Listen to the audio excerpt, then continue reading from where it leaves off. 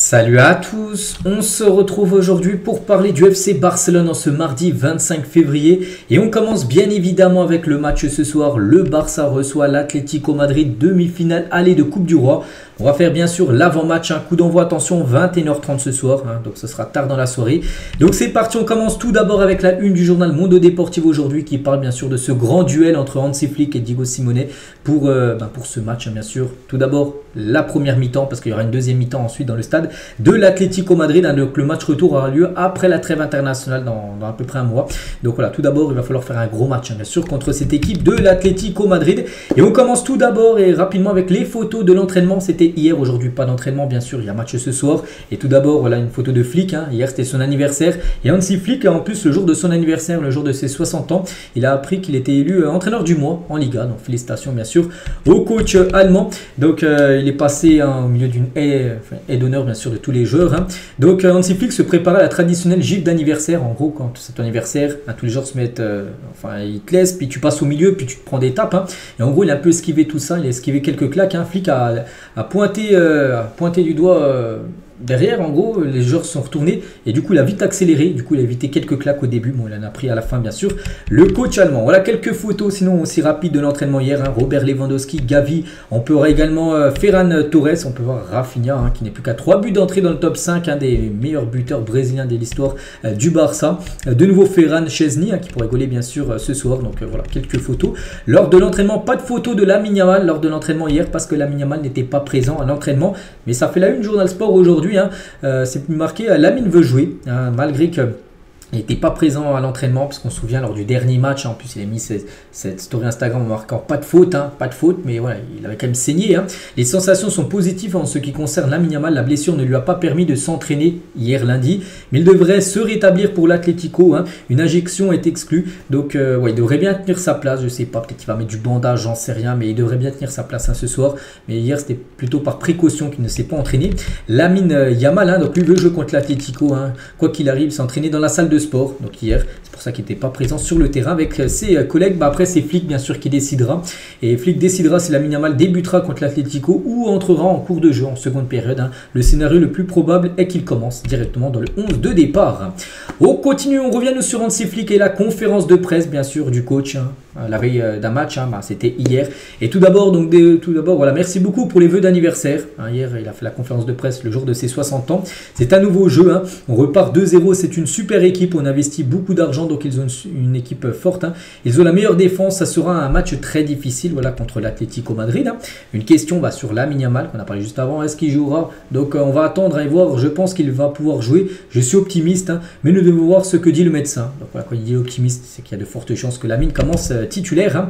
D'après ce que j'ai entendu, je ne sais pas si Benfica a annulé son match avant le nôtre ou non, mais au final ils ont une semaine entière pour se préparer pour ce match. Parfois nous ne sommes pas heureux quand de telles choses se produisent, mais nous ne pouvons rien y faire, nous ne pouvons pas le changer parce que le Benfica a demandé à la Ligue portugaise en gros que le match avant du FC Barcelone en gros qui se joue plus tard, c'est-à-dire qu'ils auront plus de jours de repos et pour mieux préparer bien sûr le match contre le Barça. Voilà.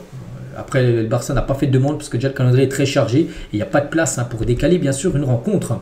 Encombrons des luminaires, il a dit, je pense que la seule façon dans la Liga où la fédération peut intervenir par rapport à la Coupe du Roi n'est pas entre nos mains. Je le savais déjà quand j'étais en Allemagne, il est parfois difficile de parler à la fédération, peut-être que nous pouvons parler à la Liga. Bon là c'est un peu ce qu'on parlait juste avant de décaler les matchs, c'est très compliqué comme j'ai dit, le calendrier est très chargé. Donc Tebas dit Colmo ne devrait pas terminer la saison, je ne veux pas faire de commentaires à ce sujet car pour moi maintenant il est capable de jouer et c'est la situation actuelle que je vois en ce moment. Donc je suis content qu'Olmo puisse jouer. Bien sûr, je ne sais pas exactement ce qui s'est passé. Les choses me surprennent toujours ici, pas seulement en Espagne, mais aussi au club. Mais au final, je suis très heureux, bien sûr, d'être ici. Je pense que la chose positive que nous avons apprise du match contre l'Atlético, souvenez-vous, le Barça a déjà joué l'Atlético cette saison, une défaite 2-1 avec le but de Sorloth en toute fin de match à la 96e. C'est que nous sommes capables de jouer un grand match parce que le Barça a super bien joué contre l'Atlético, mais avait été battu. C'est fou. Donc ce que nous avons fait là-bas était au plus haut niveau. Nous avons aussi eu l'occasion de marquer un ou deux buts de plus avant qu'ils n'inscrivent leur premier but, parce que le Barça menait à 0, puis il y avait eu la défaite ensuite 2-1. Est-ce que je préfère jouer à l'extérieur ou à domicile? Je n'y pense pas. Nous abordons chaque match avec l'objectif de gagner, donc cela ne me concerne pas, car c'est notre façon de faire et notre approche de jeu. C'est pour ça que ce soir sera important de gagner, parce qu'après après, bien sûr, il y aura le match retour du côté du Wanda Metropolitano. Nous n'allons pas dire, eh bien, nous voulons finir le match un partout et nous nous contenterons d'un point. Non, non, nous voulons gagner et c'est la même chose ici. Voilà, nous jouerons à domicile et j'espère que le stade sera plein de fans parce que nous en avons besoin, de leur soutien contre cette équipe. Ils doivent être derrière nous tout au long du match. Bien sûr, il faut l'appui des supporters ce soir. Francky plutôt que Casado, il a dit à ce poste, je ne veux pas donner des chiffres comme 6, 8 ou 10. Nous avons des joueurs de grande qualité au milieu de terrain. Tout le monde est à un très bon niveau et peut nous offrir des choses différentes. Nous devons décider de ce dont nous avons besoin dans ce match. Une décision sera prise demain pour voir qui commencera titulaire. C'est vrai qu'il y a le doute entre Francky de Jong ou Casado qui sera dans le 11 de départ. Je pense que ce que j'aime le plus ici, c'est que nous travaillons en équipe. Il n'y a pas que les joueurs, c'est aussi le staff et tout le monde qui porte les couleurs de ce club. Le personnel dans les coulisses joue aussi un rôle très important et je pense que c'est presque comme une famille, bien sûr. Et avoir 60 ans, il a dit, j'ai l'impression d'avoir le même âge qu'hier, donc ce n'est pas grave. Cela n'a pas d'importance que lorsque vous regardez les chiffres, mais c'est en fait un peu différent, mais ce n'est pas grave, je vais bien. Voilà ce qu'il a pu dire sur son âge. Et je n'ai pas eu besoin de beaucoup dormir la nuit dernière, c'est peut-être juste l'âge, mais non. Je suis très heureux, je me sens bien, je suis en bonne santé, j'ai une famille formidable et je travaille dans un endroit formidable. Donc voilà les déclarations tout simplement d'Hansi Flick. Il a pu dire également, nous devons protéger tous les joueurs, pas seulement certains d'entre eux. En Espagne, tout le monde aime voir des joueurs qui est excellent dans des situations de 1 contre 1 au plus haut niveau. C'est ce qui rend le football ici bien sûr spécial. Voilà les déclarations bien sûr d'Hansi Flick en conférence de presse. On bascule maintenant sur la composition probable attendu contre l'Atlético. Donc Chesney devrait être le gardien, même si c'est un match de coupe. Inaki Peña, les gars, devrait être remplaçant. Donc à droite, Koundé, Araujo, Inigo, Baldé. Voilà. Donc milieu de terrain, donc Francky de Jong devrait être préféré à Casado. Donc de Jong, Pedri, Gavi. Et devant Lamine Yamal, Rafinha, Lewandowski. C'est quasiment l'équipe type. Après voilà, c'est un match de coupe, ok, mais c'est quand même l'Atlético en face, donc là tu peux pas faire tourner. Voilà, ça sera pratiquement la meilleure équipe bien sûr alignée ce soir pour cette rencontre. Et côté Atlético, côté adversaire, juste que Koké est le seul joueur de l'Atlético Madrid qui manquera le match contre Barcelone en raison d'une blessure. Il est blessé, Koké, donc on souhaite tout d'abord un bon établissement, mais il ne sera pas disponible pour le match de ce soir avec son club de Madrid. Concernant Ferran Torres, donc débutera soit titulaire, donc d'après la compo probable Sport, ça serait plutôt Lewandowski, mais ça se peut qu'il y ait une surprise. Ça se peut que Ferran, les gars, commence titulaire. Donc s'il ne commence pas titulaire ce soir contre l'Atlético, ça sera dimanche prochain contre la Real Sociedad. Voilà, donc cette semaine, il devrait commencer titulaire un match, soit soir, soit dimanche. On verra, tout dépendra de la compo de ce soir parce que Ferran, les gars, on va pas se mentir, mais c'est lui qui a le meilleur ratio de buts inscrits par minute jouée. C'est un but toutes les 86 minutes jouées. Il fait mieux que Lewandowski, lui qui a un but toutes les 87 minutes jouées. On peut voir aussi Pablo Torre, un bon ratio, un but toutes les 93 minutes pour le jeune Pablo Torre. Voilà ce qu'elle veut dire un peu sur le match. On continue avec une info complètement folle quand même sur Léo Messi aussi. Qu'est-ce qui se passe avec Messi? Et ben, le conseil d'administration du Barça explore déjà la possibilité de faire revenir Léo Messi. Donc ils analysent l'impact économique et la façon dont il travaillerait sous Flick. Voilà, concernant un retour de Messi, mais là on parle d'un retour peut-être en tant que joueur, pas en tant que quelqu'un dans le staff de Flick, mais plutôt en tant que joueur. Donc déjà économiquement, bien sûr, le retour de Messi, les gars, ce serait... Économiquement, ce serait fou, ce serait des ventes de maillots énormes, bien sûr, pour le club, bien évidemment. Et Léo Messi revient à Barcelone. Donc, la source Alex Scandal, voilà, qui est mentionné là, a été le premier journaliste à révéler qu'il allait également à l'Inter Miami. C'est lui le premier qui a dit à l'époque. Il quitte le PSG, il va rejoindre l'Inter Miami. Et du coup, il a rejoint l'Inter Miami. On sait ce qui s'est passé. Ce même journaliste dit en gros que Messi va revenir à Barcelone. Moi, je vous relaie les infos. Après, ce qu'il va revenir, je pense pas du tout. Enfin, j'y crois très peu, on va dire peut-être 10% de chances qu'il revienne. Après, dans le football, on sait que tout peut arriver, bien sûr.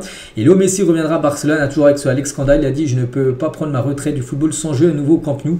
Voilà. Donc en gros, il veut rejouer, il veut peut-être faire une dernière saison, peut-être à Barcelone, Léo Messi. Après, je ne sais pas, dans un rôle peut-être de remplaçant, de super sub, je ne sais pas, mais ce serait fou comme le retour de Messi. Du côté du club, est-il trop tard pour que Léo Messi retourne à Barcelone, mais en tant que joueur, pour vous, s'il y avait l'opportunité de faire revenir Léo Messi, est-ce qu'il faudrait le faire revenir, oui ou non? Ou actuellement, l'équipe n'a plus besoin de Messi. Moi, je pense que s'il y a moyen de refaire venir Messi, tout le monde signerait bien sûr pour oui. Après, est-ce que ça sera un titulaire? Je pense pas, parce qu'il joue plutôt ailier droit. Léo Messi, tu as Lamine Yamal qui est beaucoup plus jeune, beaucoup plus frais. Mais voilà, un joueur, bien sûr, qui peut... tu le fais jouer 10 minutes à la fin, tout le monde est content de le voir jouer, lui aussi rejouera à Barcelone. Je pense que oui, là, ça serait bien sûr très bien pour tout le monde. Après, il faut aussi que niveau salaire, hein, que Messi, bien sûr, demande un petit salaire, parce que s'il demande le salaire qu'il avait à l'époque, c'est totalement impossible actuellement pour le Barça. Mais économiquement, avec les ventes de maillots, les sponsors aussi, qui seraient énormes avec le retour de Messi, hein, médiatiquement aussi, ce serait fou. Voilà, je pense que financièrement, ce serait un gros coup pour le Barça. Bon, c'est seulement c'est Alex Scandale, les gars, qui dit ça. On est encore très loin d'un retour de Messi à Barcelone. On va parler de Lamine Yamal, va prolonger lui jusqu'en 2030 avec le Barça. Donc, ce nouveau contrat sera officialisé une fois que le crack Blaugrana aura 18 ans. Il aura 18 ans le 13 juillet prochain. Voilà, encore quelques mois. Lamine Yamal verra bien sûr son salaire augmenter. Hein. Sa volonté absolue est de continuer au Barça. Jorge Mendes, un discours très clair hein, concernant bien sûr Lamine Yamal. Hein. Lamine Yamal n'est pas à vendre et n'écoutera pas les offres venant d'autres clubs comme le PSG hein, qui a proposé 200 millions d'euros. Ça a été même confirmé par Fabrizio Romano. Personne, il veut personne, Lamine Yamal, il veut seulement continuer du côté du Barça. On va parler aussi de Victor Roque qui devrait bien rejoindre Palmeiras. Hein. Il quittera le Betis où il est prêté par le Barça. Il devrait retourner dans le championnat brésilien. Il est arrivé, souvenez-vous, en janvier 2024. Voilà, puis depuis, bon, il a été prêté au Betis, hein, tout ça. Il devrait déjà retourner au Brésil. Hein. Victor Roque. Et on finit bien sûr, et nous on revient sur le match de ce soir, cette demi-finale aller. Le Barça contre l'Atlético, un petit prono. Hein. Donc moi je vais partir sur une victoire du FC Barcelone, victoire 2-1 ce soir des Blaugrana contre l'Atlético. Ce serait un bon résultat, mais ce ne serait pas un résultat définitif. Hein, avec une victoire 2-1. Le qualif en finale sera encore très loin d'être joué parce qu'il y aura encore le match retour en plus à Madrid, mais voilà, tu prendrais une petite option pour te qualifier bien sûr pour la finale s'il y aurait ce résultat. 2-2-1, n'oubliez pas, coup d'envoi 21h30 hein, bien sûr ce soir, et on finit avec ça. Donc voilà les gars ce qu'il y avait à dire, j'espère que ça vous a plu. On se retrouve demain, bien sûr on fera le débrief hein, de la rencontre. À demain.